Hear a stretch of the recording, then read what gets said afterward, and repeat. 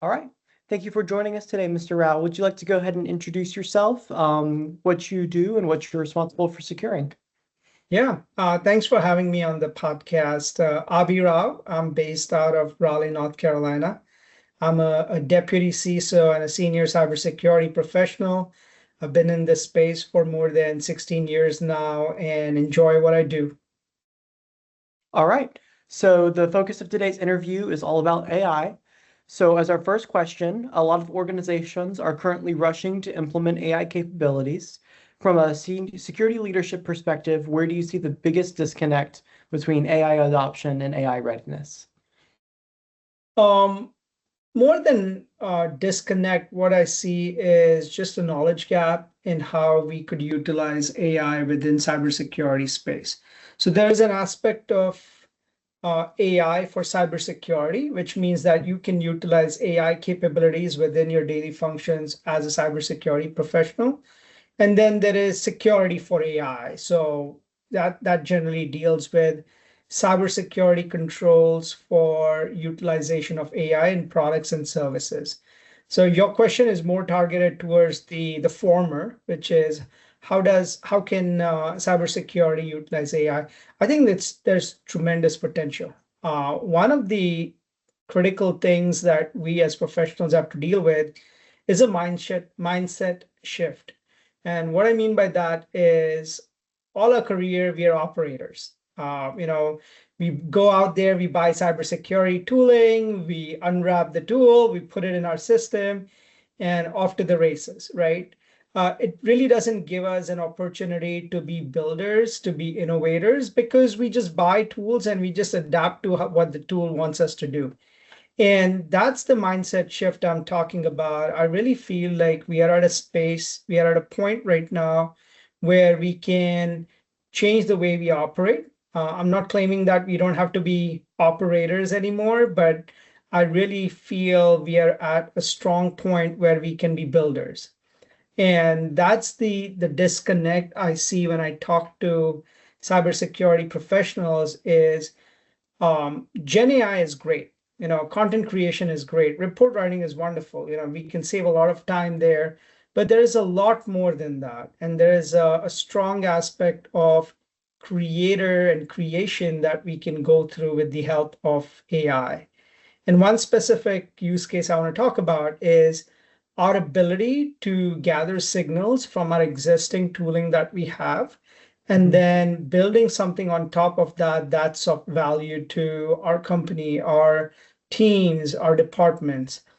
And that didn't exist before to the point that it's so convenient and does not need strong technical know-how. So that's a big shift. It's just our ability to understand this space better and then apply our creator mindset, our builder mindset, and build things on top of what we have today with the help of AI. Okay. So do you have any more examples of that? It sounds like you're kind of talking about instead of going and continuing to Yeah. buy more and more tools, focusing on really building those processes with AI and help using AI to augment the processes that you have and connecting the tools that you have in place. Can you go into more detail on that? Absolutely. So I'll give you an example. This is a presentation I made just a couple of weeks ago, and the premise of the presentation is to go from that operator to builder mindset. But you know, in concept, it seems okay, makes sense, but in practice, how do you roll that out? And what I did was I used a traditional GRC platform, which, if you think about what GRC platforms have been in the past, it's a platform where cybersecurity professionals like us can keep track of the risk, right? It's a risk repository. We just make sure Mhm. that it's up to date and we let our businesses know that these are the risks that you need to address so that we are in a better security or risk posture. Um, so now let's put our creator hat, let's put our builder hat on, right? Like how would we do things differently within the GRC space? So one of the principles I presented to the group there was, now instead of GRC being purely focused towards cybersecurity professionals who are the buyers and the users and the operators of that tool. How about we open that up to the entire organization? And we hear this quite a bit. Security is not just the security team's responsibility, it's everyone's responsibility, right? Mhm. Every employee within the org has to play an important part in securing the organization. So, with that in mind, what I did was I vibe coded, I used AI assisted tooling to take the concept of GRC and open that up to the entire organization so that every individual within the company can see how they can reduce the risk. Leadership can see what risk they own.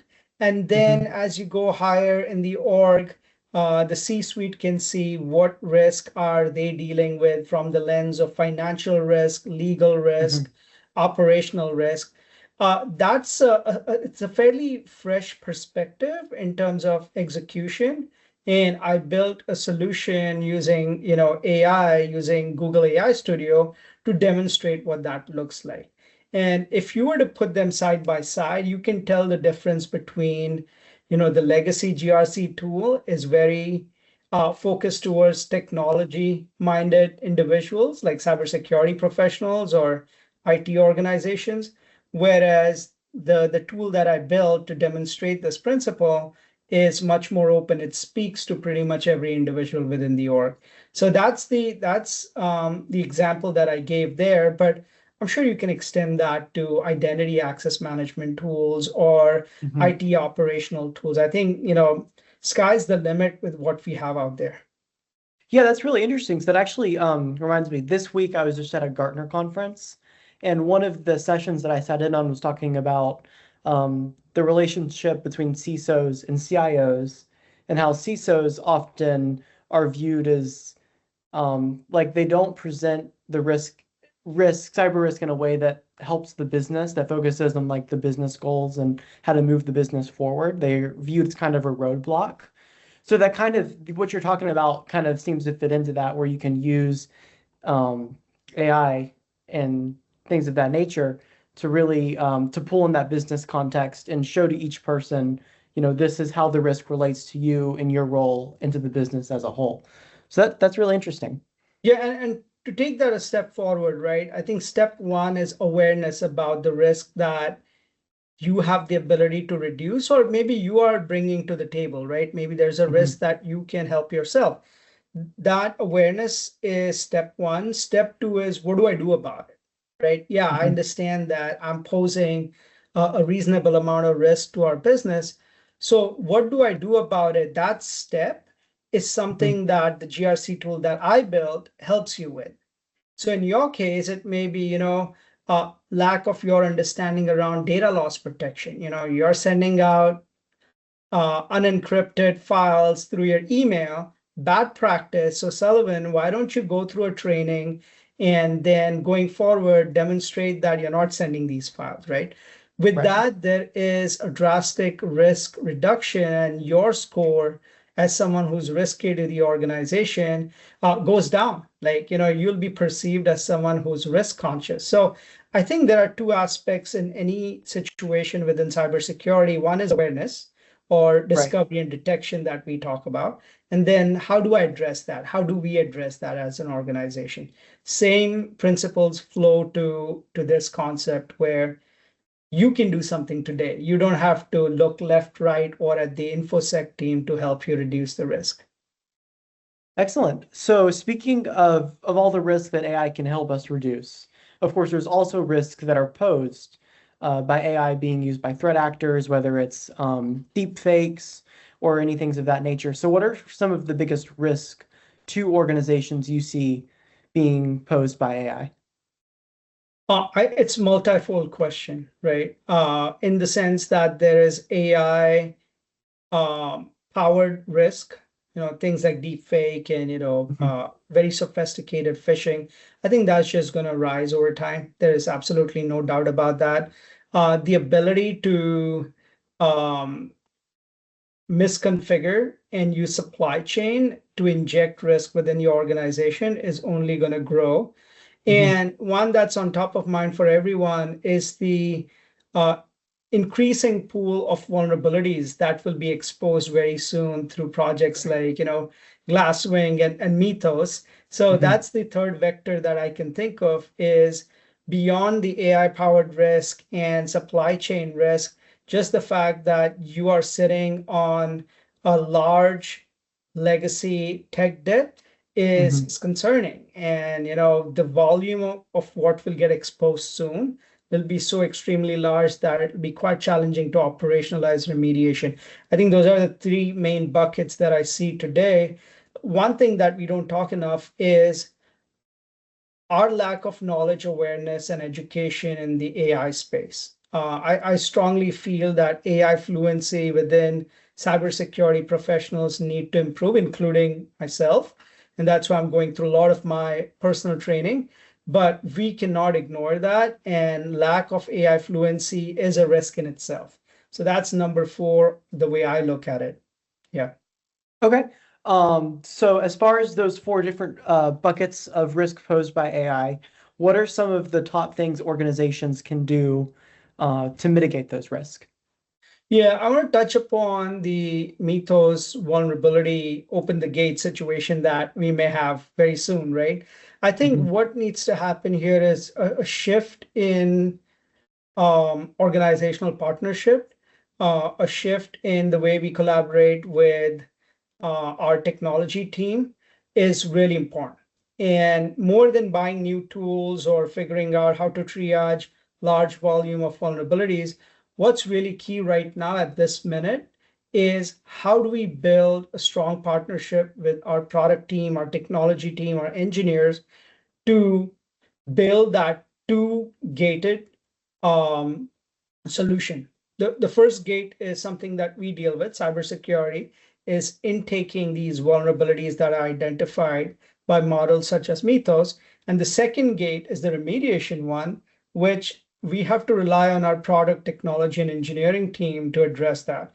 So having that relationship and a close understanding between InfoSec and engineering is extremely critical right now. So my take is that go make some new friends in engineering, buy them lunch, and just prep them for this floodgate that's going to open soon, because I don't think we really understand the magnitude of what's coming our way.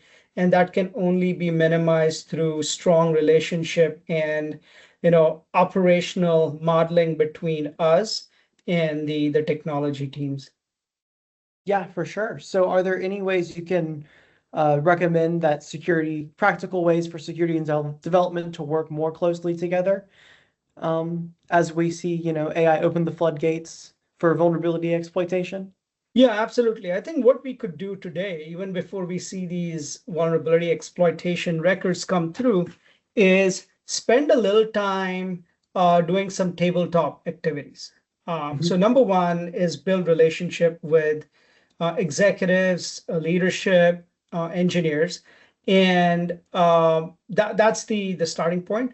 Number two is educating them on what Mythos is. Number three is demonstrating some of that using some of the existing tools that you have. So, for example, cloud security is a feature within cloud enterprise licensing.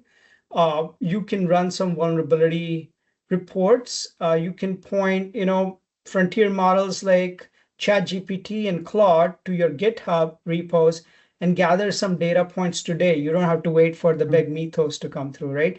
So going through these rhythms and routines now would help you strengthen your muscle and identify some gaps when you collaborate and partner with your engineering team. You can do all that today and in much smaller capacity, just so that you're prepping yourself for the big day. And I don't think a lot of teams are proactive about this. I feel like this is something that they really need to step away from and plan this. But I strongly believe it's a really important step that we need to take so that we are prepared and we are proactive for the changes. Okay. So one thing that came to mind when you're talking about connecting GitHub to tools like Claude or ChatGPT, one of the things that's been potentially a security risk is AI tools getting access to your company's sensitive data. So I just kind of wanted to know, does that Uh, does that concern you? How do you go about mitigating risk that can come from connecting your organization's data to tools like ChatGPT, Claude, or any of the other AI models? Yeah, it absolutely concerns me, but it has to be done in a very measured way, very calculated way. I'm not proposing that you find the latest and greatest frontier model and just point to your production repo. Not a Right. good idea. But when I say measured, how do you start with, let's say, a prototype that you built, right? And you put Mhm. that code in GitHub.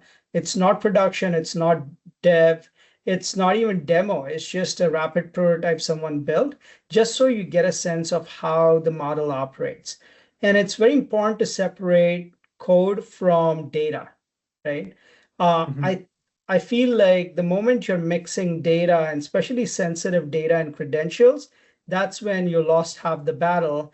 And that's why it Right. becomes really important that your repos are scanned for secrets, are scanned for embedded credentials, are scanned for API tokens, even before you point any frontier model, right? Because Mm. the last thing you want are your credentials leaked because of its exposure to AI. So I think there are a few due diligence steps you need to take before you start pointing your production repos to frontier models, but it can be done, right? It just has to be gradual, progressive, and you need to reevaluate how you want to expose your code base.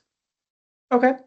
Another use case that I've seen and has come up in previous interviews is using AI not only in what you were talking about, which is, of course, identifying vulnerabilities in your code, but even remediating and restructuring your code. Is that something you've either seen done or are interested in, seeing done? Is that something you see, in the near future? Yeah, I see tremendous potential there. And I see potential in the space where you're using AI coding as your primary platform. So a lot of AI native companies are only using AI, right? Because they were Mhm. spun up in the past, year or so, and they don't know any different. They've never hand coded.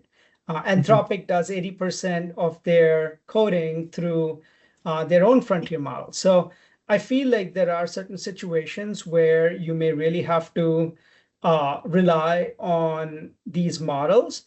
Now, the benefit of using these models are that if they're smart in identifying risk, the likes of Mythos, you could use Mythos for secure code development as well. And Mhm. that's an assumption I'm making, but it holds value because if Mythos has the ability to identify risk, it also has the ability to identify and remediate, or at least make remediation recommendations as part Right. of its process. So what again, that it goes back to my point about training our engineering teams and technology teams, is that Mhm. look, we can do this in a way where you're building strong code up front so that you don't have to worry about, I shouldn't say you don't have to worry. You'll have to worry less about the risk that's found in the back end when we run these tests, right? So Mhm. build strong, secure, safeguarded coding practices upfront using some of these models, and then the number of vulnerabilities will likely be less when you run, vulnerability matching tools. So that's my take is utilize models to build strong code, and then that will help us in the long run. But you also have to keep in mind that a lot of code in majority of the organizations are legacy code. I would Mhm. say, 85, 90% of the org has already built code. It's sitting in their code base. It's been there for 20 years. Now what? So I think that's where the biggest rub is remediating legacy code as opposed to newly built code. They're two different ball games. Legacy code is going to go through some challenges because operationally, people don't want to touch something that was built 50 years Right. ago and the engineer is no longer here, right? So I don't want Right. to risk it. So there are Yeah. some of those operational challenges which we have to overcome. But again, taking a measured, educated decisions with the Mhm. help of AI could help you cross that hurdle. So how do you sell the business on some of those more difficult projects when it comes to like, touching code that was made 15 years ago or any of the other challenges that come up in securing AI? How do you go about whether it's getting the board to buy in or getting engineering or any other department to buy into your security project? Yeah, and I think what's really key here is that, and we've not touched upon this as much, what is the business risk, right? Hmm. We talked about technology and how to solve a technology problem of touching legacy code. The business may have got to a point where it's quite likely we can replace it with some brand new code and completely decommission old code. In that case, there's no question of fixing something, right? We are just decommissioning and Right, standing up something new. That's a business decision, though. That's not a right. security decision that needs to be made. So what needs to happen is going back to the leadership and asking this legacy code that you have, how do you see this fuel your business? How do you see this as being a moneymaker? If the answer is it's not a moneymaker, it's an auxiliary system in place which supports our main system, then let's talk about decommissioning, right? What's Hmm. the risk of decommissioning and replacing it with a more modern code base? Uh, if you're talking about really old school I don't know, AS400, OS400 mainframe code, then that's a whole different conversation. But in majority of the cases, it ends up being a business decision which drives security consultation. And the business decision is, what do we do about this? Okay, sounds good.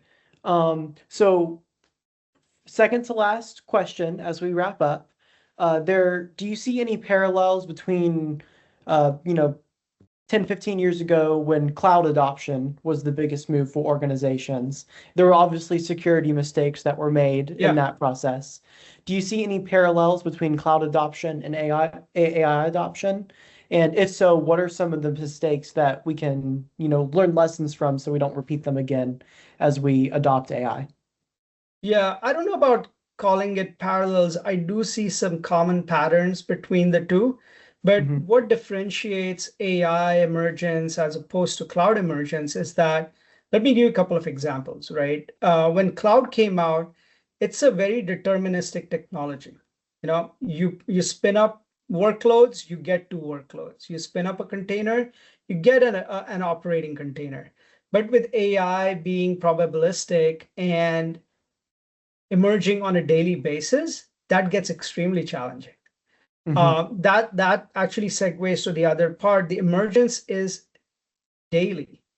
Cloud did, grow fast, but it grew in its footprint and execution, not necessarily as much on new technology getting pumped out every day, right? I think that's the key difference right now is if you talk to some of the frontier model, companies, sometimes team A is not even familiar what team B is pushing out, and they work for the same organization, right? Right. I mean, that's the pace at which AI is moving. So if you have these large companies having challenges keeping up with their own releases, we sit on the outside, right? So that wasn't the case with cloud because I was part of that emergence as well. It was more about this is a tool or technology. Now apply it to your needs, which people spend some time doing the transformation and migration. That's fine. But with AI, it's just popping everywhere, right? And Hmm. people are still uncertain of what the use of a certain technology is, or what I call it the use case conundrum is like, yeah, this technology is out there. So most of my YouTube searches are X technology use cases, whether it's Hmm. OpenClaw or Hermes or anything else. Like, how do I use this, right? I think that's the big question mark right now compared to cloud. Cloud did a pretty decent job of laying the foundation and saying, if you want to move your data from on-prem to cloud, spin up this particular instance in the cloud. Okay, I think I know what the Hmm. usage pattern is and what the implementation pattern is. That's easy. But with AI, it's like it's opening many different avenues, which can be good or bad. Okay, thank you. So final question. If you were to give one piece of advice to another CISO that was working through AI adoption at their organization, what would it be? Use AI to your advantage. There is a lot of press around AI being malicious, bad, vicious, however you want to spin it. Possibly true, but within a certain context. Right. And for us, the context is to safeguard infrastructure, safeguard data, and to protect our customers, right? So that within that context, AI can be utilized pretty significantly for positive outcomes. So just be positive and use it to your best needs. Okay, sounds good. Well, thank you so much for joining us. Have a good rest of your day. Thank you. You too. Bye-bye.